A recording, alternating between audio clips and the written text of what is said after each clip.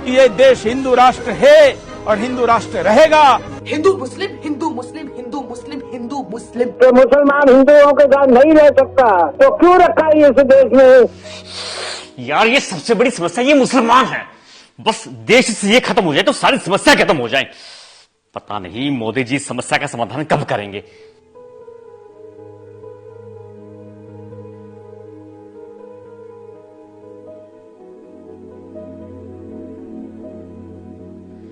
अरे अंकल, कितनी देर से देख रहा हूं आप बस टीवी में घुसे हुए हो। मैं इतनी देर से बैठा हुआ हूं, थोड़ा ध्यान मेरी तरफ भी दे लो, मुझसे भी दो बातें कर लो। अरे सॉरी बेटा, बस थोड़ा दिमाग आजकल गर्म रहता है, थोड़ा ध्यान नहीं रहा था। और सुनाओ, सब बढ़िया चल रहा है? हाँ सब बढ़िया अंकल, आप सुनाओ क्या बात है? काफी टेंशन में नजर आ रहे हो। बस बेटा क्या बताऊं, जैसे जैसे रिटायरमेंट नजदीक आ रही है घर की टेंशन बढ़ती जा रही है। पहले वाले कर्मचारियों की तरह हमें पेंशन भी नहीं मिलेगी। सोच रहा हूं आगे गुजारा कैसे होगा। छोटे वाले लड़के की फीस, रैंक भी इतनी अच्छी आई थी, हरियाणा के गवर्नमेंट इंस्टीट्यूट में नंबर भी पड़ गया था, लेकिन सरकार ने फीस को सालाना 50,000 से बढ़ाकर सीधे 10 लाख कर दिया। 4 साल में 40 लाख बताओ कहां से आएंगे। बच्चों ने धरने प्रदर्शन भी किए, तब जाकर फीस 30 लाख रुपए हुई, लेकिन 30 लाख भी कहां से लाएं? और बड़े वाला लड़का अंकल, वो भी तो दिल्ली है ना? अरे हां, लेकिन वो बेचारा भी क्या करे। पहले वो कंपनी वालों ने नोटबंदी का बहाना बनाकर निकाल दिया, फिर दूसरी कंपनी वालों ने कोरोना में लॉकडाउन का। अब कुछ दिन पहले ही नई नौकरी मिली है, लेकिन कब तक प्राइवेट कंपनी को क्या भरोसा। हाँ ठीक का अंकल, वैसे थोड़ी मेहनत तो लगती है, अच्छा होता अगर किसी गवर्नमेंट जॉब की तैयारी करवा देते। अरे वो भी करवाई थी भाई, लेकिन आजकल गवर्नमेंट जॉब बची कहां है।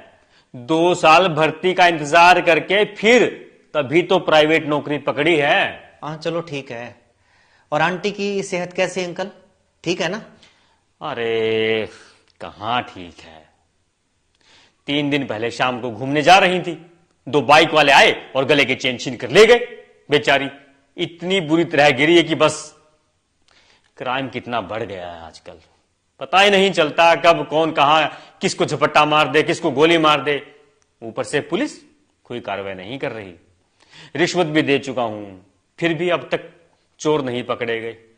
50,000 रुपए की चेन लेकर भाग गए। कोई बात नहीं अंकल, चेन तो और बन जाएगी, लेकिन आंटी तो अब ठीक है ना? कहां बेटा, बेड रेस्ट पे है आज तक। वो तो पहले से ही शुगर और गठिया की मरीज थी, हर महीने 10,000 रुपए की दवाई आती है। आजकल इलाज करवाना कितना महंगा हो गया है। मैं खुद इस डर से बीमार नहीं होता कि इलाज का रुपया कहां से लाऊंगा।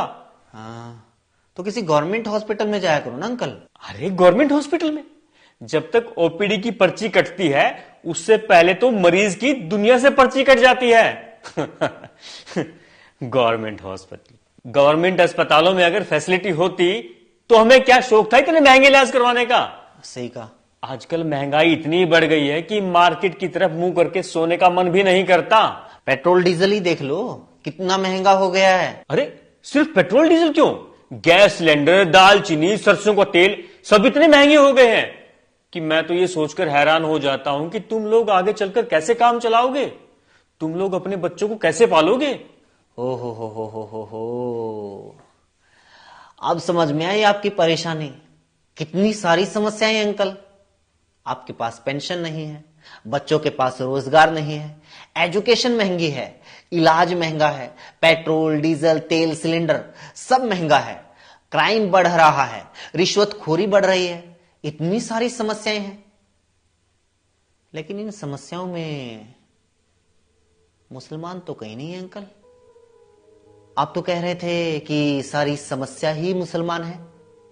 आपको पेंशन नहीं मिल रही मोदी की वजह से, बच्चों को रोजगार नहीं मिल रहा मोदी की वजह से, क्राइम बढ़ रहा है बेरोजगारी की वजह से, बेरोजगारी बढ़ रही है मोदी की वजह से, शिक्षा महंगी मोदी की वजह से, इलाज महंगा मोदी की वजह से, तेल सिलेंडर खाने पीने की चीजें महंगी मोदी की वजह से।